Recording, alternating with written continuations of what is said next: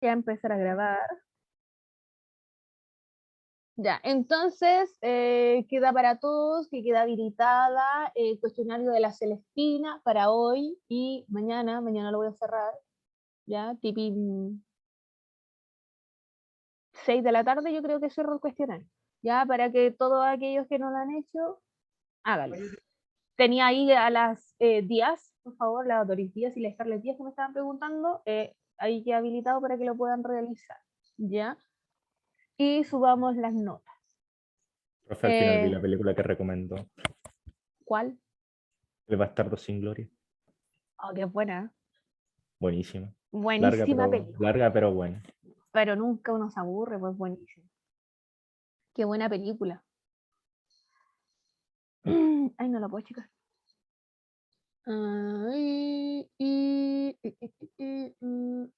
Ya, resulta que como esta semana fue como corta y en mi colegio anterior la profe de historia nos la mostró. Sí, pues.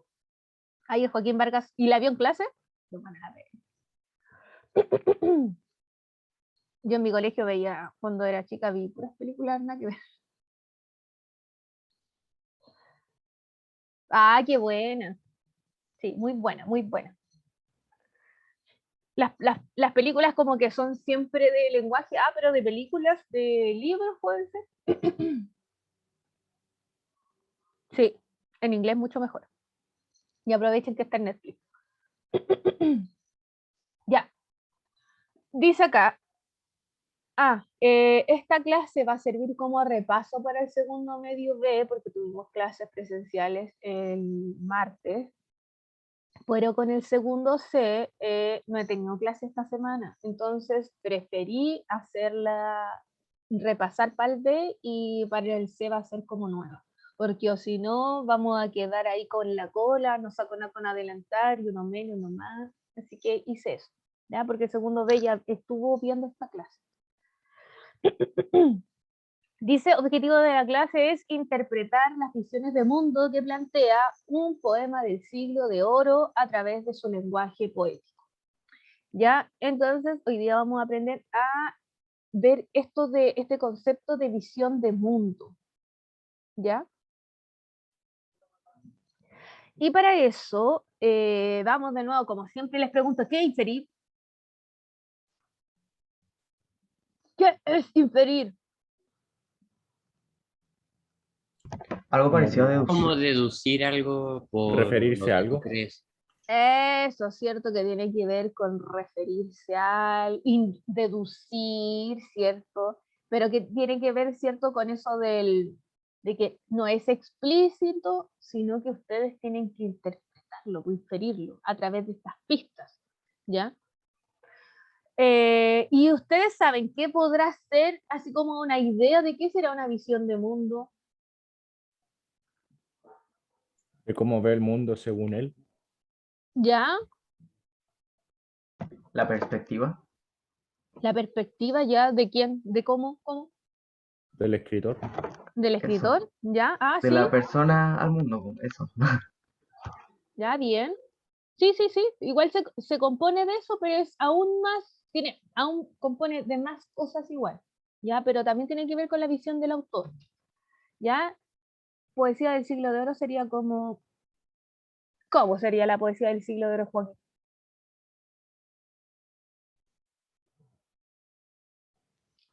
Está escribiendo.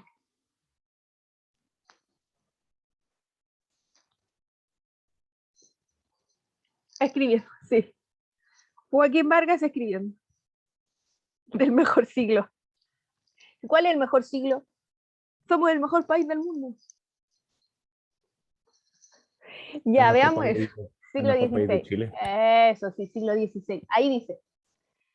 Se denomina siglo de oro a un periodo que comprende del siglo XVI hasta el XVII, ¿cierto? Particularmente en España, ¿cierto? Como yo les dije, el siglo de oro es una, esta forma de concebir la vida solo se produjo en España. Dijimos que porque geográficamente España es muy difícil, ¿cierto?, de ingresar, entonces como que era, y para la época era muy difícil, así como ya mañana voy a España, Ya no, era muy difícil llegar a España, a pesar de que había muchos países vecinos. Ya, ¿saben qué significa España? Estos son como los datos freak.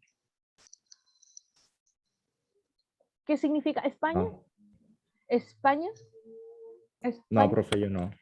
España se escribía, al principio se escribía España, una cosa así. Y España. España, o España, así se decía. Qué raro. Y quiere decir tierra de conejo. Eso es Qué todo, mal. ese es el dato friki del día, que España Qué mala tierra en esos tiempos, profe. significaba tierra de conejos, y por eso él se le puso así. Y como dice aquí, su nombre de siglo de oro se refiere al esplendor, ¿cierto? A la poesía del siglo de oro. Donde alcanzó su creación literaria en este periodo, pero no solo poesía, igual quiere decir literatura y poesía del siglo de oro, ¿ya? Donde hubo mayor esplendor de todo en cuanto a escritura, literatura, las artes, etcétera, ¿ya? Se escribió, se pintó, se hizo esculturas, se hizo de todo en ese tiempo, ¿ya? Y ahí tenemos por ejemplo, donde se escribe Cervantes, aparece Don Quijote de la Mancha, aparece Don Juan Tenorio, ¿ya? Y aparecen estos otros escritores que tenemos aquí unas fotos de ellos, como Luis de Góngora, Félix López de Vega, Calderón de la Barca, ya todos estos escritores famosísimos que ustedes recién vienen conociendo, ¿ya? A pesar de que en España en ese tiempo igual vivía profundas crisis ya económicas, sociales, culturales, porque tener un vasto territorio también traía con ello consecuencias, los escritores, ¿cierto? O artistas de la época tuvieron una gran influencia en el mundo. La visión de mundo, decíamos que era una idea o un conjunto de ideas que tiene una persona o una cultura en una época determinada. ¿Ya? Estas ideas explican, por ejemplo, las costumbres, las formas de ser, las creencias que un pueblo puede tener, ¿ya? Y por eso se recomienda a ustedes prestar atención en algunos aspectos que pueden ser las ideas de la época y, como ustedes decían, el autor o el contexto histórico, ¿cierto? Todo eso influye en la visión de mundo. Entonces, por ejemplo, si yo les digo que la visión de mundo se determina a través de todo eso, hasta ahora, lo que hemos visto del siglo de oro, ¿cómo es la visión de mundo? ¿Qué era lo que pensaba la gente de ese tiempo? ¿Cómo era? El mundo era medio romántico. Era muy religioso. Ya bien, era muy religioso. Recuerden que hay justo siglo XVI es donde España se entrelaza, porque antes España estaba dividida en distintas coronas. Pues. Sí, hubo un grito. España estaba dividida en coronas. Estaba la corona de Aragón, la corona... ¿Cuál más estaba?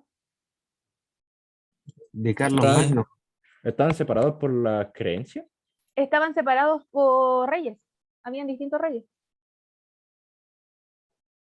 Ah, yo La pensaba que era solamente un rey. Sí, por la península ibérica, sí, por ese tiempo todavía, miren, a ver, España, siglo XVI.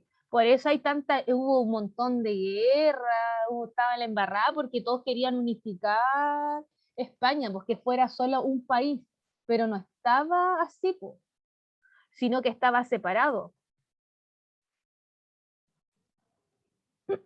España, siglo XVI, voy a poner reyes. Tamerlán. A ver. ¿Dónde están como las cosas? Mapa debería ser. Mapa España, mapa de España, España, siglo XV. Acá están. Po. Voy a poner, aquí está. Aquí está España. Entonces, si se dan cuenta que España estaba separado por distintas coronas, pues estaba la corona de Portugal. Recuerden que Portugal coloniza Brasil y por eso hablan portugués. Eso se sabe, ¿cierto? Sí. Ya. Yo sí. Y ahí estaba dividido también, estaba aquí la corona de Castilla y aquí estaba la corona de Aragón. y aquí está Granada. Y aparte de eso, no era como que todo fuera así como, no, la corona de Castilla, y está la corona de Castilla, y sería, pues, ya aquí, y miren, y ahí está Navarra. Ya toda la península ibérica estaba dividida en todos estos reyes distintos, pues.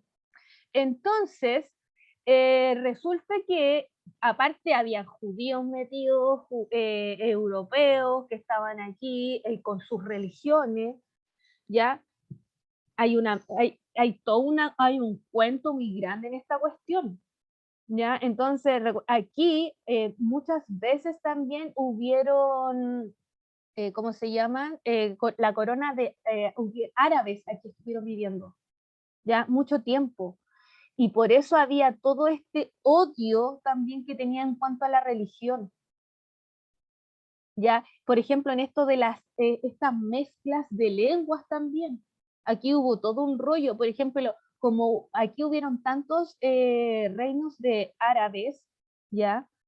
Y con ellos su religión, todas las palabras que nosotros tenemos del español que tienen una H entre medio tienen que ver con una derivación del árabe. Porque se creó hasta un lenguaje que era como, acá se hablaba andaluz, y se creó un lenguaje que se llamaba al-andaluz, con una H intermedia porque se mezcló con el árabe, por ejemplo, y ahí se le hablaba con una lengua mozárabe, ¿ya? Y, por ejemplo, el Palacio de la Alhambra, que esto está en España, pues, bien, Palacio de la Alhambra. Y miren, esto es árabe. Esto es árabe. Y esto está en España. ¿Ya? Entonces, para que se vean cómo se habían mezclado las religiones y las culturas. No recuerdo cómo era el último rey que se va el último rey árabe que se fue de España. Resulta que después, con el asunto de que los matrimonios que se unían, ¿cierto? En ese tiempo había muchos matrimonios que se unían ¿cómo se llama? Por conveniencia, se casa. ¿Por conveniencia?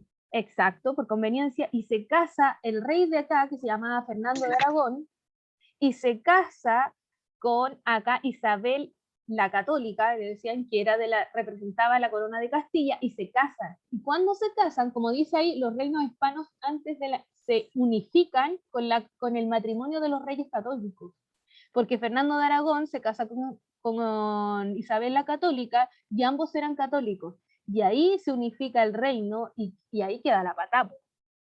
Ahí había que ser religión católica para todos, se acabaron los árabes, se acabaron toda esa gente blasfema, hay que echarlas de acá, y se acabaron los otros reyes que no fueran católicos.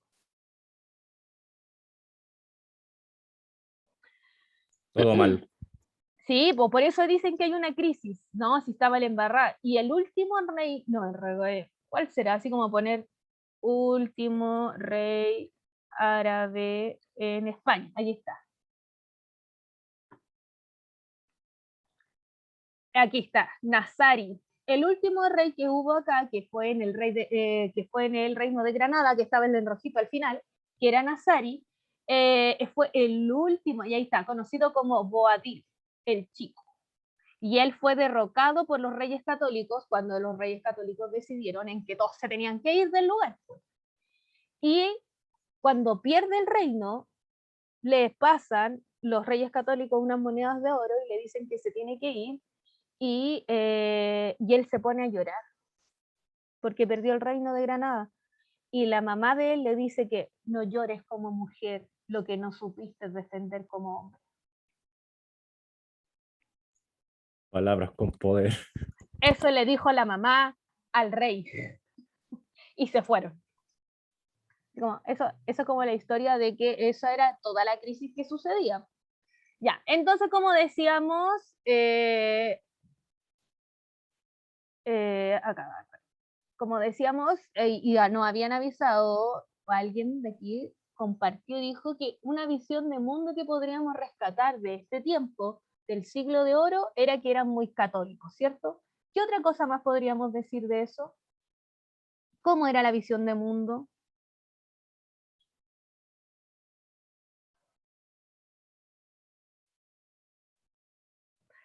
El poema de la semana pasada no era muy católico, que digamos.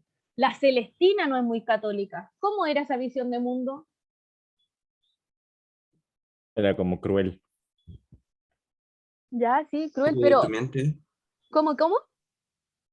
Un poco deprimente. Ya, sí, deprimente, pero lo que pasa, recuerden que la Edad Media era todo horrible, todo muerte, destrucción, nos vamos a morir todos, ¿qué más da? ¿Qué se le va a hacer? Pero cuando parte este siglo, del siglo XVI, dijimos que la gente cambia. ¿Y qué empieza a pensar? Que hay que disfrutar la vida. Eso, pues, disfrutemos la vida, toda la chuña, hay que pasarlo bien. Entonces, eso es lo que se tienen que acordar, que hay poemas que vamos a ver en esta unidad de... Profe, vivir el momento. ¿Ah? Vivir el momento. Vivir el momento, muy carpe diem. Recuerden que en esta poesía que vamos a estar viendo, vamos a tener eso. Poemas que van a ser, disfruta el momento, disfruta la primavera de tu vida, que después te vaya a arrugar y vaya a tener ganas, ¿quién te va a ver? No, a gozar, ¿ya? Eso es la primera visión del mundo que tiene, sobre todo la juventud que tiene en el siglo de oro. Y la otra mitad de personas que estaban ahí tenían otra visión del mundo que tenía que ver con muy religioso, muy católico todo. Estaban los reyes católicos, estaba quedando la embarrada. Y ahora vamos a ver un poema que tiene que ver con muy religioso, ¿ya? Y vamos a leer un poema que tiene que ver con esta señorita que se llama Sor Juana Inés de la Cruz. ¿Alguien ha escuchado Sor Juana Inés de la Cruz? No. No, nunca. Oigan, también hay una serie en Netflix de Sor Juana Inés de la Cruz, tiene como 3 capítulos, muy cortos. No sabemos, por favor.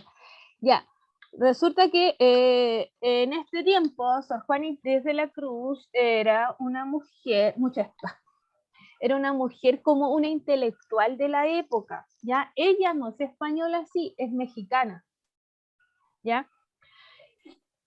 ¿Por qué se le considera parte del siglo de oro, piensan ustedes, si ella es mexicana? ¿Por qué será parte del siglo de oro si ella es mexicana? Porque México era parte de España en ese tiempo. Éjole, sí, pues como era parte de México, o sea, perdón, México era parte de la corona española, también se le considera parte a esta señorita Sor Juana Inés de la Cruz. ¿Quién más era parte? Recuerden que estaba el virreinato en México, ¿y a dónde más había virreinato?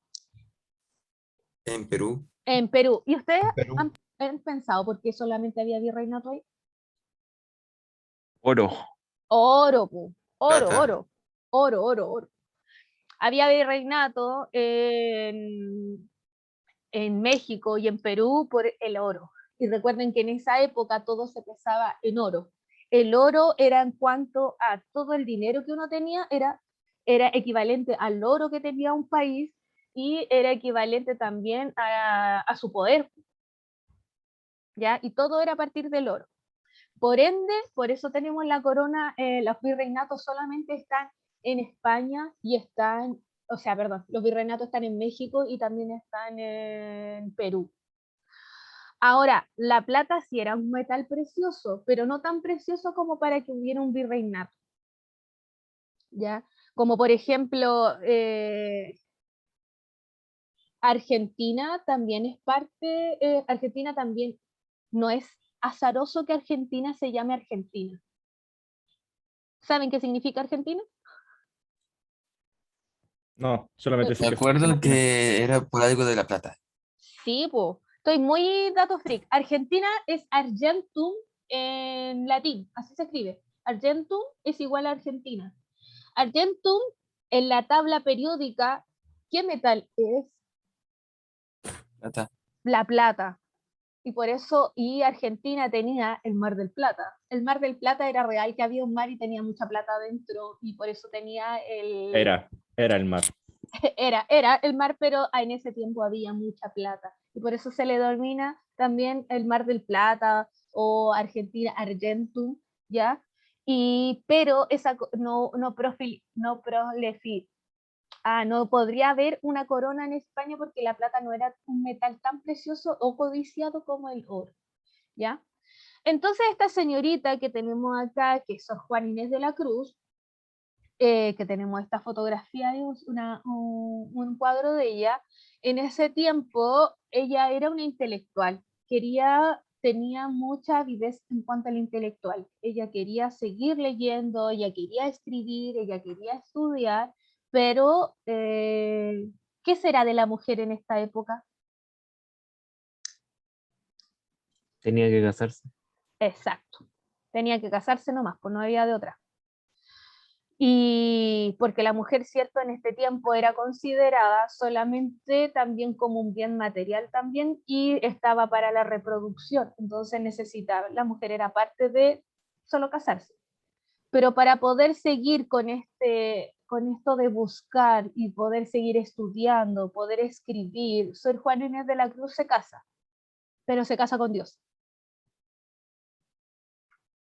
Era la única forma de que ella pudiera seguir estudiando. Sí, porque en teoría ¿cómo se dice? La bendición se daba después del casamiento. ¿Cómo? Que la bendición se daba como en el casamiento. ¿Qué bendición? La bendición de Jesús.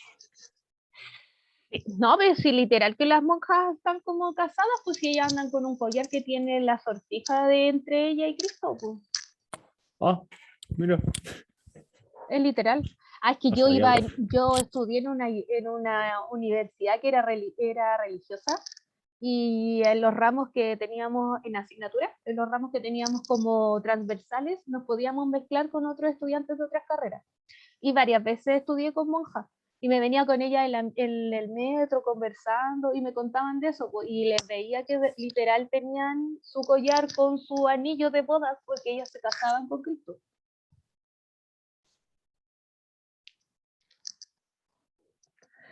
Para que vean, para que vean. Y también eso se usó, también era muy normal en la colonia. Escritoras chilenas también pasaron por lo mismo. Escritoras que tuvieron que ir a casa, se hicieron monjas para poder seguir escribiendo y para poder estudiar. Se usaba mucho en la época. Y aquí tenemos a Sor Juana Inés de la Cruz, que es una intelectual de la época, pero ella escribe de Dios. ¿Ya? Y que esta es la otra poesía, la otra cara de la moneda de la poesía del siglo de oro. Y este poema se llama A Cristo Sacramentado, Día de Comunión. Día de Comunión, ¿cierto? ¿Qué es la comunión?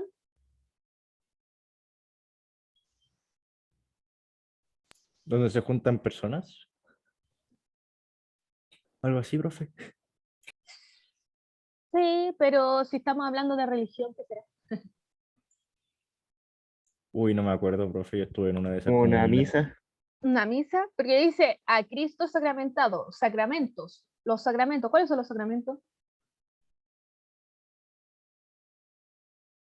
Son 7, no, pero sé. Bautizo, confirmación, Eso, pues. El no sé bautizo, cómo. la confirmación y la Matrimonio. matrimonio, reconfirmación y todo eso. Bien, bien, bien, bien.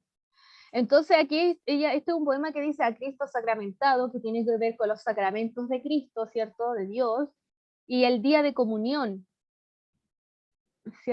Ya, que tiene que ver, ¿cierto? Con parte de los sacramentos de hacer la comunión, ¿se acuerdan?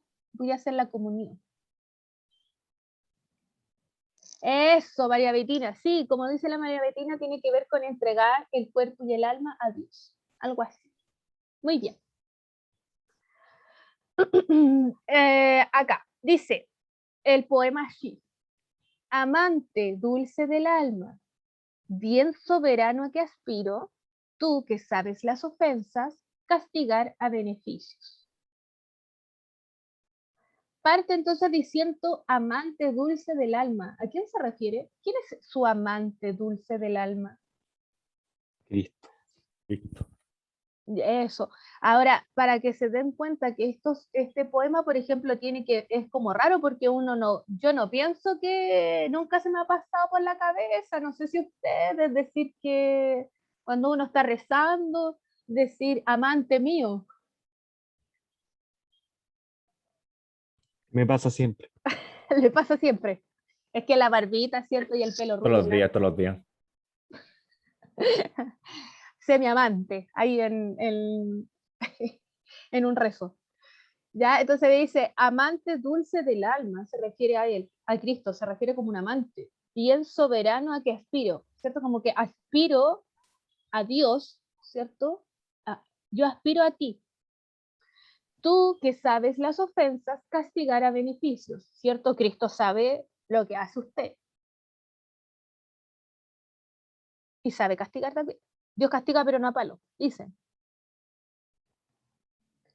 Después sí, continúa en el segundo, en la segunda estrofa, divino imán en que adoro, hoy que tan propicio os miro, que me mimáis la osadía de poder llamaros mío. Ya, entonces se está refiriendo, sigue refiriéndose a Cristo diciendo que es un imán que adora, ¿cierto? Que lo mira y dice que ella quiere que sea suyo, que me mimáis la osadía de poder llamaros mío, como que hoy por fin vas a ser mío. Luego dice, hoy que en unión amorosa pareció a vuestro cariño, que si no estabais en mí, era poco estar conmigo. ¿Ya? Entonces, hoy en unión amorosa, ¿cuál sería esta unión amorosa? El matrimonio. Claro, este matrimonio, pero este matrimonio entre una monja, ¿cierto? Y Cristo. ¿Ya? Entonces dice, como dice, que si no estabais en mí, es como que cuando yo era como un silvestre, ¿cierto? Todavía era poco estar conmigo sola, necesitaba estar contigo.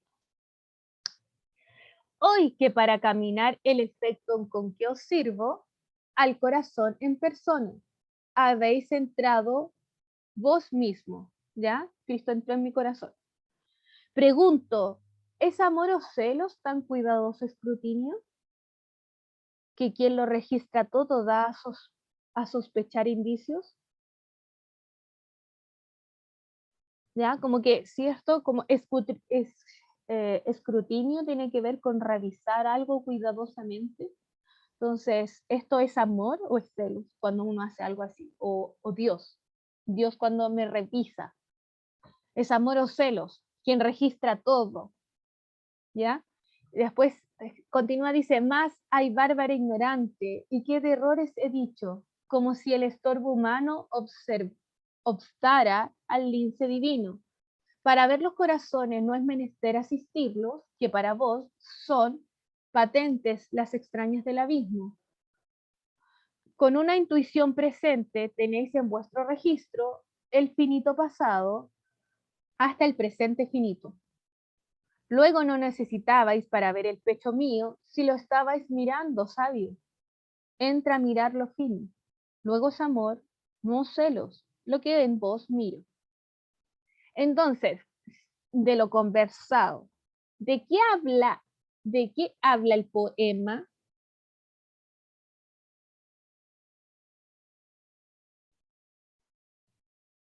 ¿De qué habla el poema según lo conversado?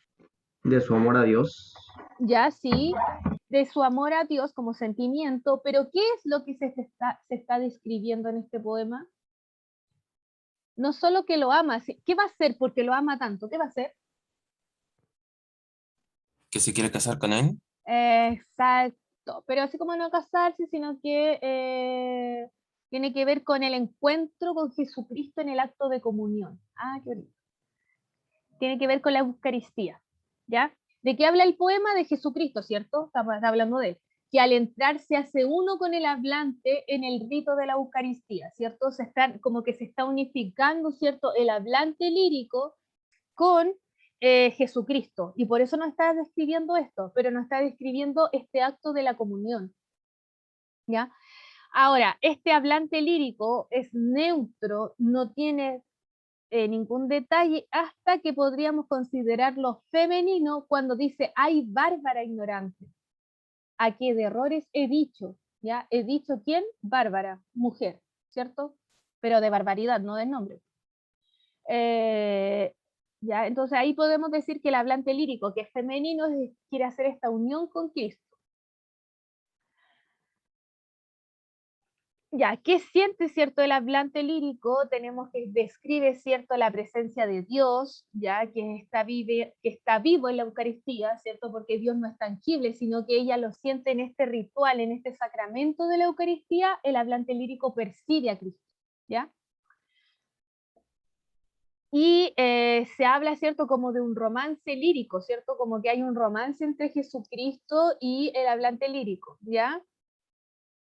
Y este romance se hace presente en el amor divino. Recuerden que la unidad se llama de lo divino, ¿ya? De lo humano a lo divino. Por eso íbamos a ingresar a esto, de esta poesía que tiene que ver con el amor a Cristo.